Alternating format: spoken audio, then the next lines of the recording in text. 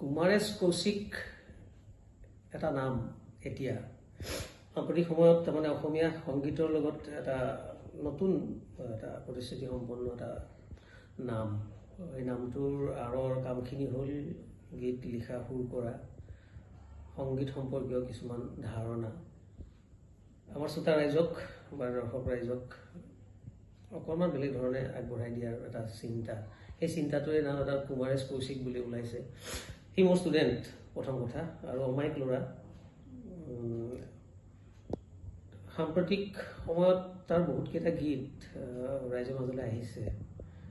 সি মোক আমাকো লিংকবিলাক দি থাকে। মোৰ সেই ষ্টুডেণ্টছ গ্ৰুপবিলাক আছে, তাত গম পাওঁ। আজি এইটো ৰিলিজ হ'ল, আজি কালি সেইটো ৰিলিজ হ'ল। বহুত গান কৰি আছে সি। প্ৰথম গান এটাক মই প্ৰথম মোৰ ওচৰলৈ আহিছিলে, তাৰ জীৱনৰ প্ৰথম গীতটো। সেইটো সি এটা মাল্টিপল আৰ্টিষ্ট ঠিক কৰি লৈছিলে। বহুত কেইজন চিনাকি মুখৰ সেই গীতটোত। আৰু গীতটো অকণমান আছিল, আমাৰ অসম বুলি এটা অসম মানে এটা স্তুতি গীত এটা আছিলে। অসমক ভাল পোৱা, মাটিক ভাল পোৱা, এই ধৰণৰ এটা বিষয় লৈ পেলাই কৰিছিল। সেই গীতটোৰ সংগীত গোটেই পৰিচালনা মই কৰাই দিছিলোঁ।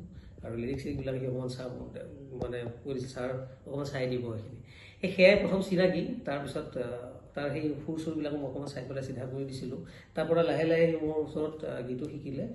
তাৰ কিছু আইডিয়া হ'ল কম্প'জ কৰাৰ ক্ষেত্ৰত বা লিৰিকেল ভেলুটো যে থাকিব লাগে গীত এটাত, এই গোটেইখিনি বস্তু এতিয়া ভালকৈ কাম আৰম্ভ কৰিছে।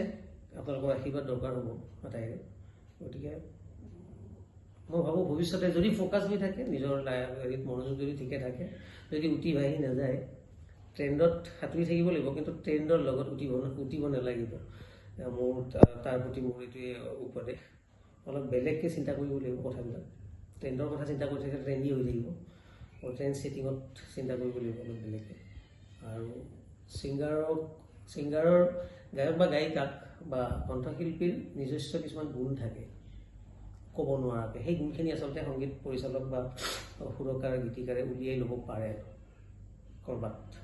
নিয়ম মাফিক বস্তুটোৰ কথা কোৱা নাই মই, সেইটোতো সকলোৱে পায় সাধাৰণ। কিন্তু তাৰ পিছতো আঁৰৰ বস্তু কিছুমান থাকে, হিডেন কিছুমান বস্তু থাকে, কণ্ঠশিল্পীয়ে নিজেও গম নাপায় সেইবিলাক গুণ। সেই কিন্তু এই মানে অলপ এক্সপিৰিয়েঞ্চ হোৱা পৰিচালকে গম পায়। গতিকে সেই লাইনতো অলপ চিন্তা কৰিব লাগিব। কুমাৰেশ্বৰ মই ভৱিষ্যত উজ্জ্বল কামনা কৰিছোঁ। সাংগীতিক জীৱনটো তেওঁৰ সফল হওক, তাকে কামনা কৰিছোঁ।